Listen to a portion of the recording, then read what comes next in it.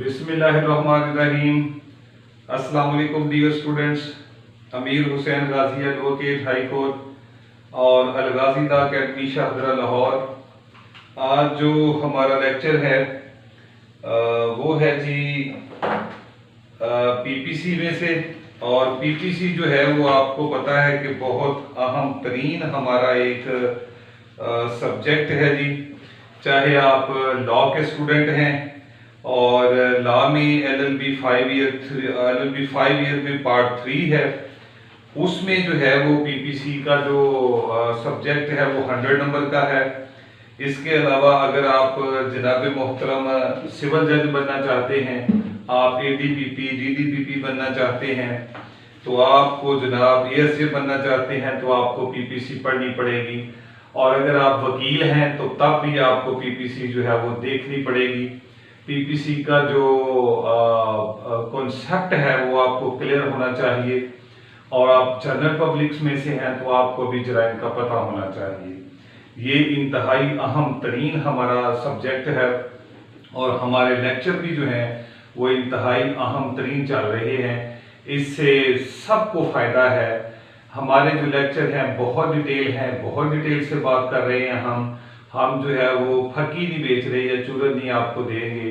हम आप एक जो थॉरली बात है वो आपको बताएंगे, ठीक है जी।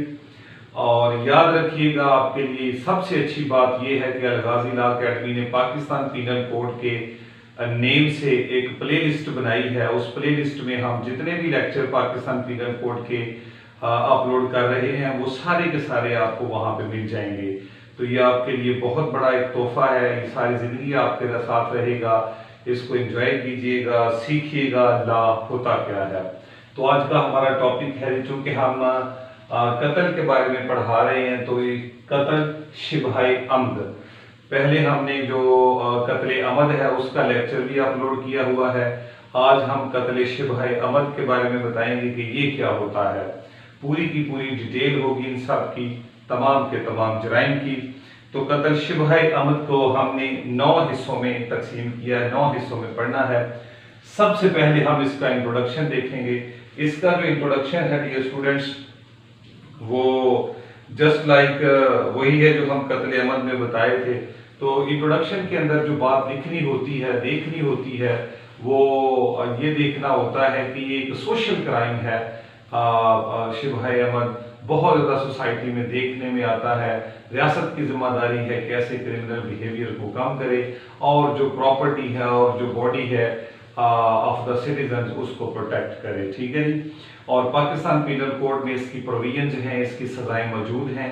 और सीआरपीसी जो है वो हमारी सजाओं के बारे में पूरा प्रोसीजर बताती है, ठीक है जी। और हम क्या करने जा रहे हैं, इस इंट्रोडक्शन में बता दीजिएगा कि हमने ये चीजें जो है वो इसकी पढ़नी होती हैं। ओके, आगे चलते हैं जी रेलेवेंट प्रोविजंस के ऊपर कि रेलेवेंट लॉ कौन सा है। इसका नोट कर ले लिए स्टूडेंट्स। इससे जो रेलेवेंट लॉ है वो 299 जे 315, 316, 317 और 323 पाकिस्तान पीनल कोड, ये सेक्शन शिबहाए अमद से रिलेटेड हैं। आगे चलते हैं डेफिनेशन में। याद रखिएगा कि डेफिनेशन हमने 2 तरीकों से देखनी है। एक डेफिनेशन हमने कत्ल की करनी है और एक डेफिनेशन हमने शिबहाए अमद की करनी है। और कत्ल की जो डेफिनेशन है वो 299 जे में है। वहां पे क्या लिखा है, वहां पे वर्डिंग लिखी हुई है, causing the death of an human person, human being, किसी भी ह्यूमन बीइंग की डेथ को, किसी भी पर्सन को डेथ कॉज कर देना, ये उसका कत्ल होता है, ठीक है जी। और आगे चलिए जी डेफिनेशन ऑफ शिबहाए अमद। शिबहाए अमद की जो डेफिनेशन है वो सेक्शन 315 के अंदर मौजूद है, ठीक है जी। तो जो बेर एक्ट की डेफिनेशन है वो हूबहू उसी तरह लिखनी है जिस तरह बेर एक्ट के अंदर लिखी हुई है। आप बेर एक्ट की डेफिनेशन नहीं लिखते, जिस वजह से आपको अच्छे नंबर नहीं आते और आपको एक अच्छा स्टूडेंट जो है वो या एक अच्छा जो कैंडिडेट है वो तसव्वुर नहीं किया जाता। लिहाजा इसकी बेर एक्ट की डेफिनेशन को जरूर देखें। आगे चलते हैं सिग्निफिकेंट फीचर। तो डियर स्टूडेंट्स, जो बेर एक्ट की डेफिनेशन है उसको जिस तरह उसने सीक्वेंस वाइज लिखा हुआ है, हम सिग्निफिकेंट फीचर में उसी तरह उसको एक्सप्लेन करते हैं। अगर आपको सिग्निफिकेंट की फीचर अच्छी तरह समझ आ गई तो आप जो डेफिनेशन है उसको अच्छे तरीके से और आसानी से लिख सकेंगे।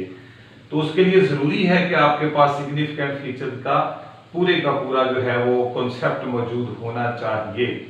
ओके जी, तो ये सिग्निफिकेंट फीचर बेसिकली जो है वो उस डेफिनेशन का मफहूम है, उसी का ही सारा कुछ मालूमात है उसके बारे में। तो चलते हैं जी सिग्निफिकेंट फीचर के ऊपर। सिग्निफिकेंट फीचर हम 315 में से लिए हैं, पाकिस्तान पीनल कोड का सेक्शन 315 उसी में से है। सो नंबर 1 पहला जो है वो वहां पे वो है जी इंटेंशन। इंटेंशन, ठीक है जी। इंटेंशन यहां पे क्या है? इंटेंशन यहां पे है जी कॉजिंग हार्म। इंटेंशन सिर्फ यही है कि हमने सिर्फ जनाबे वाला इसको हार्म कॉज करना है। यहां पे इंटेंशन टू कमिट कत्ल नहीं है, उसका इरादा नहीं है कि इसको कत्ल कर दिया जाए, इसकी डेथ कॉज कर दी जाए, या उसका जो इरादा सिर्फ एक है कि कॉजिंग हार्म, कि इसको मैंने हार्म पहुंचानी है, इसको मैंने थोड़ी सी चोट पहुंचानी है, ये उसकी नीयत है यहाँ पे, ठीक है जी। और कॉजिंग हार्म दो तरह से उन्होंने बयान की है कि causing harm to the body, body को नुकसान देना, या टू द माइंड, माइंड को नुकसान देना, ठीक है जी। बॉडी और माइंड का नुकसान, बॉडी का नुकसान जो है ये जनाबे वाला बॉडली इंजरी की तरफ चली जाती है। सो बॉडली इंजरी देना, सिर्फ नीयत ये है कि बॉडी को इंजर करना, ये है जी हमारा कत्ल शिबहाए अमल। और इस इंजरी की वजह से, और ये वाली इंजरी जो है lead to death, lead to death, कि इस इंजरी की वजह से वो मर गया, ठीक है जी। इंटेंशन टू कॉज हार्म, और हार्म किसको काज की है? बॉडी को, यानी बॉडी की इंजरी काज करना उसकी इंटेंशन है, और ये इंजरी लीडिंग टू डेथ है, और इस इंजरी की वजह से वो बंदा क्या हो गया है? मर गया है। आगे चलिए, causing harm to the mind, ये है जी माइंड इंजरी। तो ये माइंड इंजरी जो है ये आगे चल के जो है वो लीडिंग टू डेथ हो गई, इसकी वजह से बंदे की क्या हो गई है? डेथ हो गई है, ठीक है जी। अब ये माइंड की इंजरी क्या होती है, या माइंड को हार्म पहुंचाना क्या होता है, ये हमारा एक बहुत जबरदस्त लेक्चर है इंजरी के बारे में, definition of injury under Pakistan penal code. ये लेक्चर इसके डिस्क्रिप्शन में मैं डाल दूंगा, आप इसको देखें, बड़ा यूनिक और जबरदस्त लेक्चर है हमारा, जिसमें बॉडी, माइंड, प्रॉपर्टी, रेपुटेशन सब की बात जो है वो उसके अंदर की गई है। उस जो हमारा वीडियो है उसको जरूर देखिएगा, आपको माइंड की समझ आ जाएगी। ये शॉकिंग टू द माइंड होता है, शॉकिंग टू द माइंड ऐसा है कि जनाब जिसकी वजह से उसकी इंजरी कॉज हो गई है। और ये आम शॉक नहीं है, ये वो शॉक है, माइंड को वो शॉक है जो इंतहाई ज्यादा डेंजरस है, और उसकी वजह से उसकी क्या हो गई है? डेथ कॉज हो गई है। ये ऐसा डराया गया है उसे, ऐसा धमकाया गया है उसे, या इस तरह की लाइटिंग जो है उसके ऊपर डाली गई है कि वो जनाब डर के मारे जो है वो मर गया है। इसको भी हम कहते हैं कत्ल शिबहाए अमद। मजीद डेफिनेशन, मजीद तफसील आप वहां पे देख लीजिएगा, ठीक है जी। तो यहां पे हो गया जी, पहली बात हो गई हमारी इंटेंशन की, कि इंटेंशन क्या थी। अब दूसरी चीज जो इसके अंदर आपने देखनी है वो डेथ है। ये बड़ी अहम चीज है, दो तरह से हम इसको देखेंगे, इंटेंडेड पर्सन और इसके अलावा अनइंटेंडेड पर्सन, अनइंटेंडेड पर्सन, ठीक है जी। ये बेर एक्ट में से हम ले रहे हैं। हमने कहा कि उसका मतलब है कि इंजरी कॉज करना, हार्म कॉज करना बॉडी की या माइंड की, और उस हार्म की वजह से जो है वो उसकी डेथ हो गई है। अब डेथ हुई किसकी, यहां पे देखना है कि इंटेंडेड पर्सन, इंटेंडेड पर्सन वो होता है जिसको उसने हार्म करने का इरादा है या इरादा था, ठीक है जी। मसलन यहां पे मिसाल देख लेते हैं कि ए का इरादा था कि वो बी को जो है वो ऐसी इंजरी कॉज करेगा, उसको ऐसी हार्म कॉज करेगा कि वो इंजरी जो हार्म है, मकसद सिर्फ उसका ये है कि वो इंजरी और हार्म कॉज करेगा किसको? बी को। लेकिन होता क्या है कि बी के पास एक शख्स खड़ा है सी, वो इंजरी या वो जो है वो हार्म उस सी को कॉज हो जाती है, ठीक है जी। अगर बी की हो गई तो B intended person, it's okay, अगर बी की नहीं है, साथ खड़े पर्सन की हो गई है, तो ये हो गया अनइंटेंडेड पर्सन, जिसको वो चाहता नहीं था। बी को तो वो चाहता था कि इसको हार्म काज कर दे, और उस हार्म की वजह से बी की डेथ हो गई, तो ये कत्ले शिबहाए अम्द हो गया। आगे वो चाहता था कि बी की काज हो, लेकिन बी उसके साथ खड़ा एक शख्स है, सी है, सी उसके साथ एक खड़ा शख्स है, जो कि ए नहीं चाहता था कि इसको जो है वो इंजरी काज हो, लेकिन जो है वो हालात की वजह से वो इंजरी काज सी को हो गई, तो सी अनइंटेंडेड पर्सन था, तो इस सूरत में भी वो कत्ले शिबहाए अम्द ही होगा। वो बी का जो कत्ल होगा वो कत्ले शिबहाए अम्द ही गिना जाएगा, ए जो है वो कत्ले शिबहाए अम्द का ही लायबल होगा।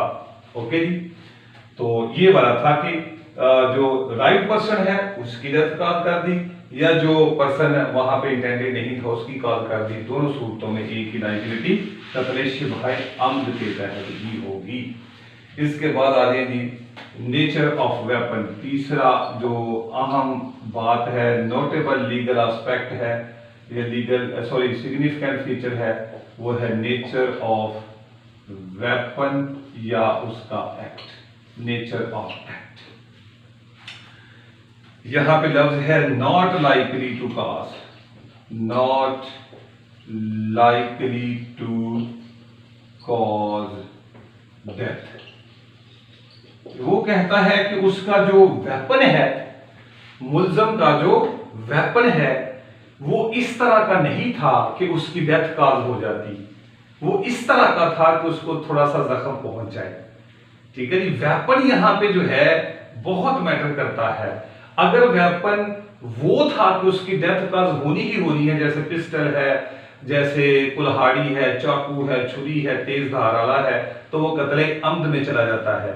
और अगर वेपन जो है वो कोई स्टिक है, अब देखिए वेपन की सूरत हाल कि नॉट लाइकली टू काज में कौन सा आता है, स्टिक, स्टिक से मारा गया है, या एक स्मॉल स्टोन है, ठीक है जी, या फिस्ट बिलो है, मुक्कों से मारना, ठीक है जी, ये वाली चीजें, या उसकी तरफ उसने शूज जो है वो फेंका है कोई, और उसकी डेथ हो गई, या उसके ऊपर उसने कोई बुक फेंकी है, बुक मारी है उसे, ठीक है, तो उसकी डेथ काज हो जाती है। तो ये वो जराए हैं, यानी कि small stone, small stick, fist blow मुक्का मारना, या शूज को जूती उसकी तरफ फेंकी है, या बुक या कोई किताब उसकी तरफ फेंकी है, ये वो चीजें हैं, ये वो वेपन हैं, ये वो एक्ट हैं जिनकी वजह से किसी की डेथ कॉज नहीं होती। नॉर्मल हालात में यही देखा जाता है कि उसकी डेथ जो है वो कॉज नहीं होती।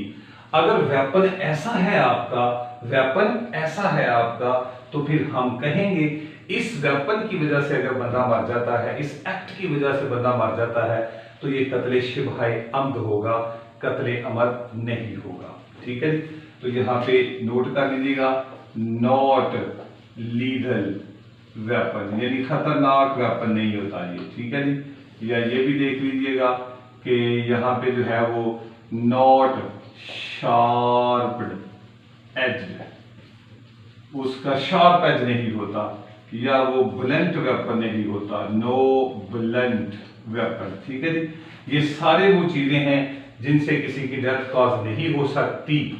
यानी किसी को स्टिक, जैसे हम आपकी जो इलस्ट्रेशन है आगे चल के जाके आपको बताते हैं, इलस्ट्रेशन बुक के ऊपर बड़ी प्यारी लिखी हुई है। उसने कहा है कि ए ने जी को स्टिक मारी या छोटा सा पत्थर मारा, जी जो है उस सूरत में मर गया। तो यहाँ पे देखें, ये जो स्टिक मारना है या स्मॉल सा पत्थर मारना है, not likely to cause death है आम हालात के अंदर, सो तो ये क्या हो गया, कत्ले शिबहाए अम्द हो गया। ठीक है, तो एक्ट को या नेचर ऑफ वेपन को यहाँ पे आपने जरूर कंसीडर करना है।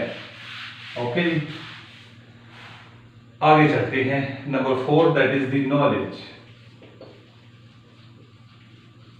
नॉलेज आ गई। ठीक है जी, नॉलेज क्या है कि विल नॉट कॉज डेथ, उसका जो एक्ट ऐसा है, act will not cause death, उसे ये पता है कि उसका जो एक्ट है, यानी जो चीज उसने उसको मारी है, stick, small stone, shoes, book वगैरह वगैरह, ये जो चीज उसने विक्टिम को मारी है, डिसीज पर्सन को मारी थी, उसे इल्म था कि इससे इसकी डेथ कॉज नहीं हो सकती, नॉलेज ये है कि इसकी डेथ कॉज नहीं हो सकती, इसलिए उसने उसको मारा।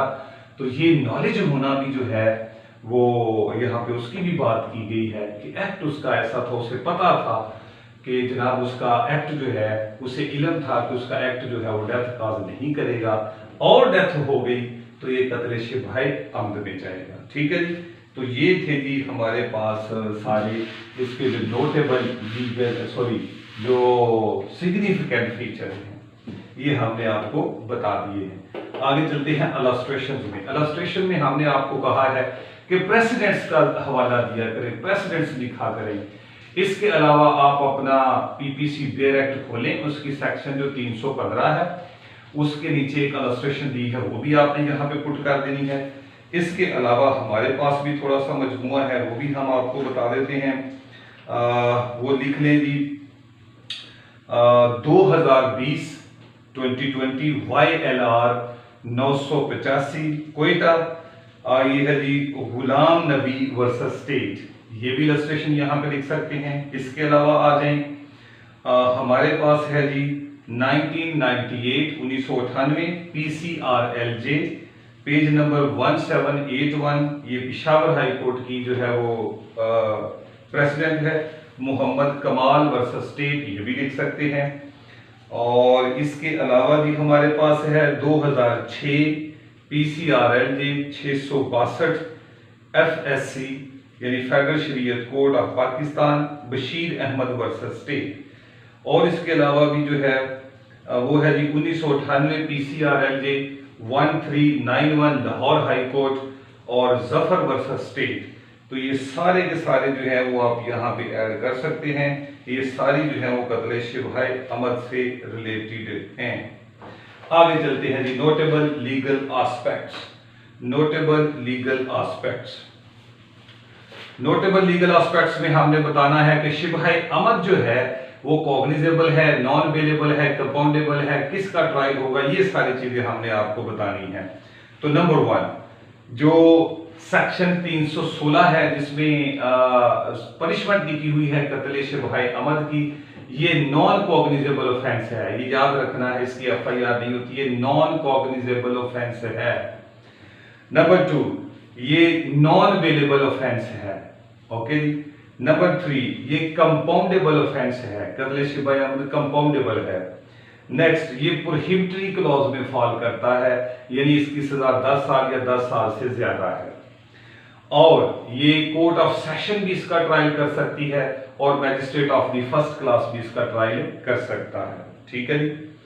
आगे चलते हैं और वो है जी अगला जो नोटेबल लीगल एस्पेक्ट्स है हमारा, वो सेक्शन 317 में से है। सेक्शन 317 ये कहता है कि वेयर अ पर्सन commits कत्ल शिबह अमद where a person commits कत्ल शिबह अमद is a heir or a beneficiary under a will, he shall be debarred from succeeding to the state of the victim as a heir or beneficiary। इसको समझे, section 317 है। Section 317 ये कहता है कि अगर कोई पर्सन और कोई पर्सन उस पर्सन का जो है वो कत्ल कर देता है जो कोई लीगल हेयर है इनहेरिटेंस के अंदर, या कोई विल लिखी हुई है उस विल का बेनिफिशियरी है, उसको कत्ल कर दिया जाता है, या मेन जो बंदा है उसको कत्ल कर दिया जाता है कि इसकी जो इनहेरिटेड प्रॉपर्टी है वो उसको ना जाए, मुझे चली जाए। तो ला ये कहता है कि ऐसी सूरत हाल के अंदर जो है अगर वो शिबह अमद उसने कमिट किया है तो उसको किसी भी सूरत जो है वो इनहेरिटेड प्रॉपर्टी नहीं मिलेगी। तो अपने को शेयरर या अपने को इनहेरिटेड पर्सन को कत्ल करना यानी उसका कत्ल शिबह अमद करना, ये वाला जो है उसको किसी भी सूरत जो है वो प्रॉपर्टी को इनहेरिट नहीं कर सकता, उसकी प्रॉपर्टी इनहेरिट करने से रोक दिया गया है उसको। ठीक है जी। तो ये था 317। आगे चलते हैं एक और लीगल एस्पेक्ट है हमारा, वो है ऑटोप्सी और पोस्टमार्टम। ठीक है, अगर कत्ल शिबह अमद भी हुआ है तो फिर भी इसकी पोस्टमार्टम होगी, इसका ऑटोप्सी होगा और कॉज ऑफ डेथ का पता चलेगा कि वेपन कौन सा यूज किया गया है, स्टिक है कौन सा है। ठीक है जी। और ये सेक्शन 174 सीआरपीसी है। और इसके अलावा पुलिस रूल्स 1934 और चैप्टर 25 में ये बात लिखी हुई है ऑटोप्सी की। ओके, आगे चलते हैं पनिशमेंट्स। तो याद रखिएगा पनिशमेंट बड़ा दिलचस्प सा मरहला है यहाँ पे पनिशमेंट का, और इसकी पनिशमेंट्स जो है वो सेक्शन 316 में लिखी हुई है, पनिशमेंट ऑफ कत्ल शिबहाए अमद, और इसी सेक्शन का ही एफआईआर होता है। तो यहाँ पे दो चीजें आपको मिलेगी, एक होगा शेल का और एक होगा मे का। शेल लिखा हुआ है ये मैंडेटरी है, हर हाल में ये सजा होगी, और ये है जी दियत, दियत उसे हर हाल में देनी पड़ेगी। और ये सेक्शन 323 में लिखा है ये 30,630 ग्राम जो है वो चांदी के बराबर होती है। हर साल ये बदलती है, 2023 की भी जो है वो लेटेस्ट आ गई होगी। और मे के अंदर वो कहता है जी 25 ईयर्स, ये ऑप्शनल है, ये डिस्क्रिशनरी पावर है, उसकी डिस्क्रिशन है। अब मैं आपको समझाता हूं। कत्ले शिबहाए अमद की दो सजाएं लिखी हैं, एक है दियत और एक है 25 ईयर्स। दियत के साथ उन्होंने शेल का लफ्ज लिखा है। ये ट्रायल कोर्ट हर सूरत में अगर जुर्म साबित हो जाता है तो ट्रायल कोर्ट हर सूरत में मैंडेटरी है, उसको दियत तो उसने करनी है, दियत तो उसे देनी पड़ेगी हर हाल में। और दियत कहां पे लिखा है? सेक्शन 323 है पीपीसी का, उसमें लिखा हुआ है कि कम से कम 30,630 ग्राम चाहती है, कम से कम। अब ज्यादा जो है वो जितनी मर्जी कर दी जाए, वो फाइनेंशियल पोजीशन देखी जाती है डिसीज्ड की और ऑफेंडर की, ठीक है जी। तो कम से कम इतनी दी जाए, तो हर साल की तब्दील होती है। देख लीजिएगा कि 2023 के अंदर इसका क्या रेट उन्होंने मुकर्रर किया है। आगे जी मे का लफ्ज लिखा हुआ है, एंड मे 25 ईयर्स, मे का लफ्ज लिखा है तो ये डिस्क्रिशनरी पावर में चला जाता है। ये लफ्ज पूरी सीपीसी में जहां भी लिखा होता है ना, उसका मतलब होता है कि discretion power of the court है, कि कोर्ट ये सजा दे भी सकती है और ये नहीं भी दे सकती। तो दियत के साथ 25 साल दे सकती है या सिर्फ दियत ही दे सकती है। तो 25 साल क्या डिस्क्रिशनरी होती है, तो यहां पे देखना पड़ता है। अगर वो बंदा जो है वो ऑलरेडी कन्विक्टेड है, हैबिचुअल ऑफेंडर है, उसका काम यही है, तो उसका क्रिमिनल रिकॉर्ड है, और ऐसा बंदा जो है डियर स्टूडेंट्स वो हार्डन क्रिमिनल है, तो उसको जरूर 25 ईयर्स यानी उसके साथ ताजीर को जरूर ऐड किया जाएगा, दियत के साथ जरूर ताजीर को ऐड किया जाएगा। यानी दियत के साथ उसको 25 साल भी दे सकते हैं, 15 साल भी, 10 साल भी, 5 साल भी, 7 साल भी। तो ये कोर्ट देखेगी कि जिसने ये जुर्म किया है उसकी पोजीशन क्या है, क्या वो क्रिमिनल है, हार्डन क्रिमिनल है, क्या वो कन्विक्टेड पर्सन है, ऑलरेडी उसने ऐसे जुर्म किए हैं। अगर किए हैं तो फिर दियत के साथ ताजीर की सजा भी जरूर दी जाएगी। ओके जी, आगे पनिशमेंट्स मैंने बता दी है।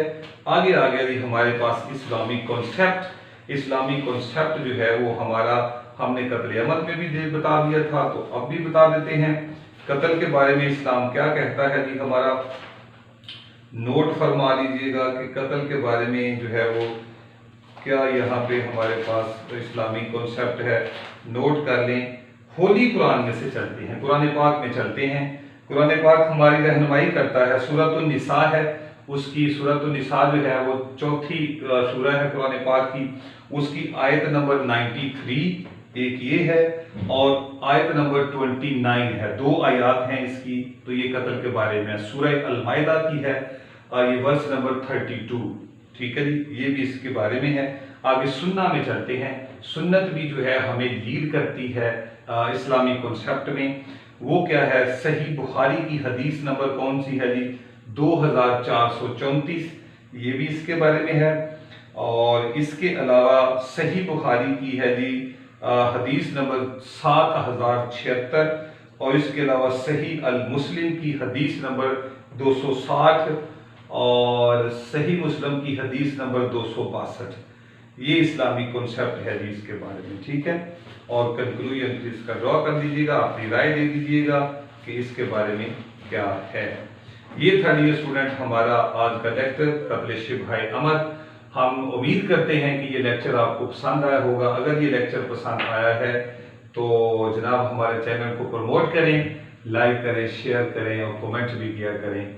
और हमारी प्लेलिस्ट को ना भूलिएगा। प्लेलिस्ट जो है वो हमारा सबसे अच्छा काम है आपके लिए। उस प्लेलिस्ट को वॉच करें, बहुत कुछ आपके लिए रखा गया है और बहुत कुछ आपको तकसीम भी किया जाएगा। Thank you so much. अस्सलाम वालेकुम वरहमतुल्लाहि वबरकातुहू।